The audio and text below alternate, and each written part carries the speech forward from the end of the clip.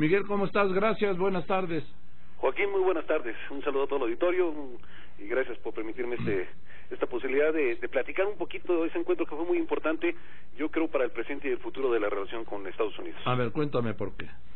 Porque yo diría, y mira que llevamos 4 años y medio de este gobierno, que a pesar de la buena coordinación que hemos tenido con los Estados Unidos en los últimos años, esta vez se dio una reunión que te diría yo muy productiva, muy franca y muy respetuosa, abordando el tema que nos interesa en un enfoque más integral, que considere toda la cadena en el tema de las drogas, desde la producción, el tráfico y algo fundamental, el consumo, que como ya lo platicaste con el canciller el día viernes, sí, fue algo inédito y que por parte de 2 secretarios, altos secretarios del gobierno de los Estados Unidos, por primera vez reconocieron el problema del consumo. Ahora, hace un momento, el viernes aquí también, después de hablar con Luis Videgaray, y esta mañana aquí con el doctor de la Fuente, de hablar contigo, coincidieron una cosa, que el problema de las drogas de México es diferente al problema de las drogas de Estados Unidos, que ellos están muy preocupados con el tema de los opiáceos, ¿sí?, que les dejaron 50,000 muertos en 2015, de más de 150,000 muertos en 3 años, y aquí el combate ha dejado los muertos, ¿sí?, en más de una década, más de 200,000 muertos. Entonces son 2 enfoques diferentes, ¿no? De decir, puede ser problema, un común denominador, el narcotráfico, pero son 2 problemas diferentes, el consumo y el trasiego. Es correcto, Joaquín, y por eso fue muy importante la reunión, casi 4 horas, y ver cuál es el problema que les está afectando en su consumo, en su alto consumo que tienen en Estados Unidos, cuáles son las sustancias que les están afectando, y saber que ni siquiera se tiene conocimiento exacto de dónde provienen estas drogas que vienen de los opiáceos y que vienen de otros derivados de la goma de opio. Ni siquiera se sabe exactamente el país de donde provienen, a dónde llegan y quiénes son los distribuidores en Estados Unidos, solo hablando del problema que enfrentan los Estados Unidos. Sí. Entonces fue un tema que abordamos y que eso nos va a permitir entonces saber dónde está exactamente el problema respecto a México con Estados Unidos y respecto a Estados Unidos con otros países que son quienes llevan la droga también hacia los consumidores de Norteamérica.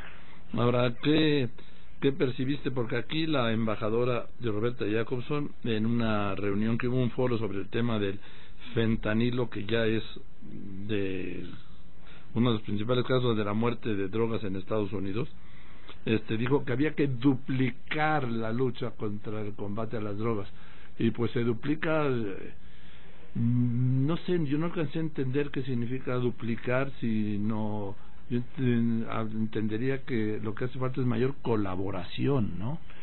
Mira, dentro del diálogo que se dio, ellos reconocieron el esfuerzo, la dedicación, la cantidad de recursos que pone el gobierno de México para evitar la producción.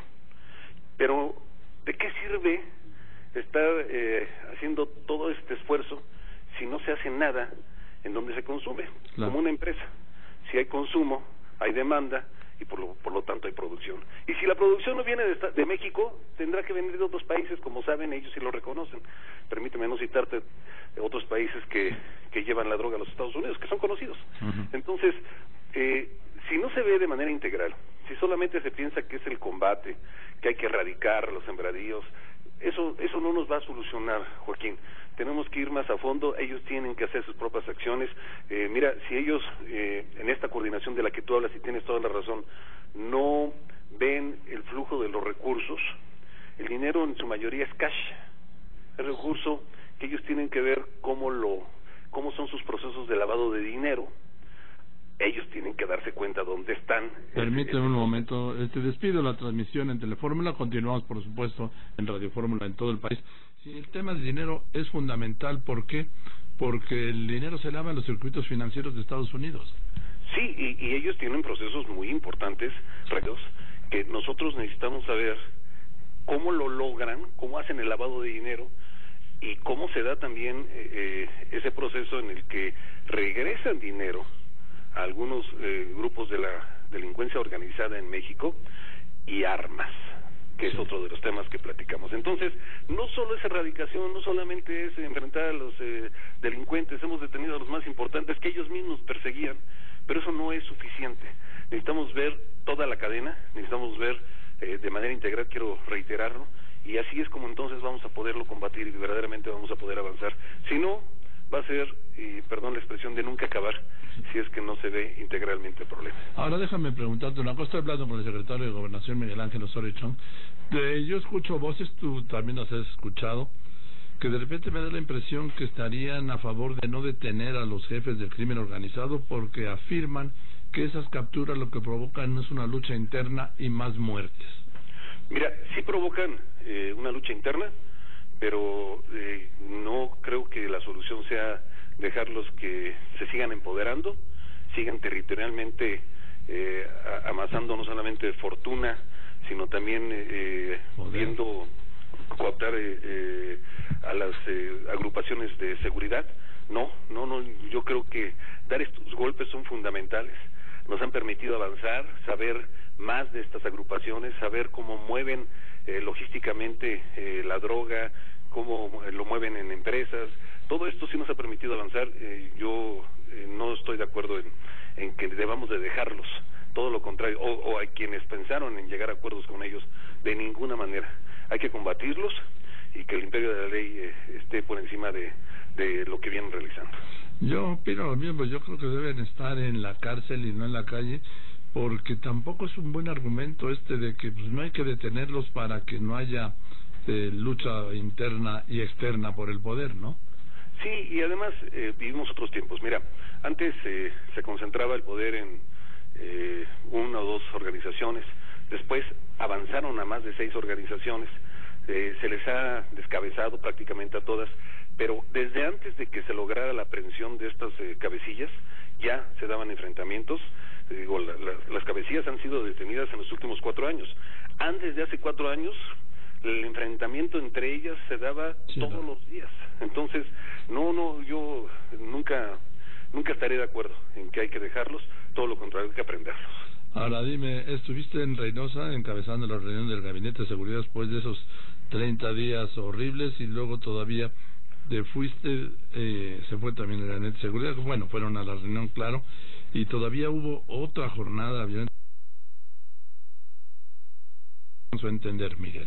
Estuve en Reynosa y estuve en Guerrero. Al otro día, estuvimos todo el Gabinete de Seguridad atendiendo la problemática. Mira, en Reynosa, cada estado del país donde hay este problema son características diferentes. En Tamaulipas son la acumulación de muchos temas, es migración, puerto, es por supuesto un tema que el trasiego de la droga. Entonces, ahí los líderes del cártel del Golfo, los Zetas, fueron detenidos, ya están ahí en prisión. Y entonces nadie ha logrado ocupar la cabeza de este grupo, particularmente del Golfo. Y entonces hay enfrentamiento entre ellos que nosotros no podemos permitir. Y luego se pierde un poquito del avance, porque nos dicen, no, es que las cosas siguen igual. Déjame recordar un poquito cómo era. Primero, prácticamente todo Tamaulipas había enfrentamientos. En todo Tamaulipas había desaparecidos y en todo Tamaulipas había un problema que tenía vinculación con las drogas. Hoy no es así en todo el estado. Hoy prácticamente tenemos problemas en 3, 4 municipios. No quiere decir que está erradicados los demás, quiero dejarlo bien claro. Pero antes, cuando se detenía a una cabeza de la delincuencia, se ponían barricadas y se enfrentaban a la seguridad. Hoy no, hoy mandan a jóvenes, prenden unas llantas, prenden unos vehículos, pero no se enfrentan a la autoridad. No es lo mismo que sucedía cotidianamente en el estado de Tamaulipas. Y tenemos deficiencias, lo he platicado con el gobernador, allá prácticamente la seguridad está en manos de la federación, se tienen que hacer fortalezas, el gobernador ya está capacitando, está haciendo una institución que le permita tener esas capacidades para enfrentar a la delincuencia. Estamos bien organizados. Ellos todavía se generan enfrentamientos entre sí, pero que por supuesto tampoco eso lo podemos permitir, y hemos venido avanzando, nos impusimos 15 objetivos, los 15 han sido detenidos, Jorge. Luego aparecieron estos dos que generaron los enfrentamientos, también hemos logrado avanzar, y yo te digo, sí hemos avanzado. La reunión que tuve con empresarios, organizaciones, déjamela platicártela, porque sé que algunos han dicho que fue armada, pues hay que preguntarles a ellos. Yo no crean que fue una reunión fácil ni tranquila, simplemente ellos también reconocían a nuestras Fuerzas Armadas, a la Policía Federal, y reconocían el avance de apenas hace un par de años a lo que se está logrando el día de hoy. Ahora, déjame pasar al tema, que es un tema gravísimo que preocupa: el asesinato de periodistas. Javier, el lunes en Culiacán, mañana se cumplen 2 meses del asesinato impune también de Miroslava Brecha en la ciudad de Chihuahua. Hubo una reunión con el presidente, tú anunciaste, pero yo la verdad es que no veo la forma de evitar cuando el crimen organizado quiere matar a alguien, que ya sé que es muy duro decir esto, lo logra, Miguel. Mira, Joaquín, eso podría yo estar en cierta parte de acuerdo contigo, en cierta parte, pero si a eso le acumulas la inacción, la impunidad, ¿sí? Estamos en el peor de los mundos. Es que yo he dicho que la impunidad es el gatillo. Sí, y además lo que más lastima a la sociedad entera. Primero, es inaceptable este tipo de acciones, y no podemos quedar inmóviles. Tenemos que dar una respuesta de Estado como la que convocó el presidente Peña Nieto. Convocó a todos los gobernadores. ¿Y de qué se trata? Se trata de detectar riesgos, de emitir alertas y definir acciones. En este tema, también que cada quien haga lo que corresponde. Y si en todos los estados se tienen unidades de protección, ministerios públicos especializados, estoy seguro, primero, que se van a evitar estas agresiones, porque se hacen acciones previas cuando se deben de hacer, y en cuanto sucedan, pues no queda solo carpetas de investigación, sino hay resultados que eviten impunidad respecto a quienes cometieron este tipo de agresiones. Insisto, este tema que nos ha lastimado no hoy, sino hace muchos años, y que creo que hoy sí se está dando una respuesta de Estado. Sí, porque yo insisto que el tema es la impunidad. Sí, pero es la respuesta a un hecho consumado. Lo que tenemos que hacer también son acciones que eviten. Primero, si no hay impunidad, quienes lo hacen van a evitar o van a pensarlo, y yo estaría de acuerdo en ese tema. Sí. Pero hay otras acciones que se pueden hacer para evitarlo. Tú y el auditorio escucharon que algunos dijeron, es que estuvimos hablando para la protección, estuvimos pidiendo que nos dieran la protección necesaria, y no hubo respuesta. Bueno, sí se pueden evitar muchas tragedias. ¿Y esto cuándo estará ya activado, Miguel? Ya estamos trabajando. Hoy mismo se están llevando a cabo reuniones de parte del subsecretario Campa con los estados. Mañana hay otra reunión con el Procurador General de la República. La idea es accionar esto de manera inmediata. Y cuando me dijeron, ¿y qué podemos hacer los periodistas? ¿Qué podemos hacer los medios? Denunciarnos. Decir qué es lo que, cuando hay riesgo, y de manera inmediata nosotros vamos a trabajar. Tengo que decírtelo, 519 periodistas o defensores de derechos humanos están bajo la protección del sistema del mecanismo federal.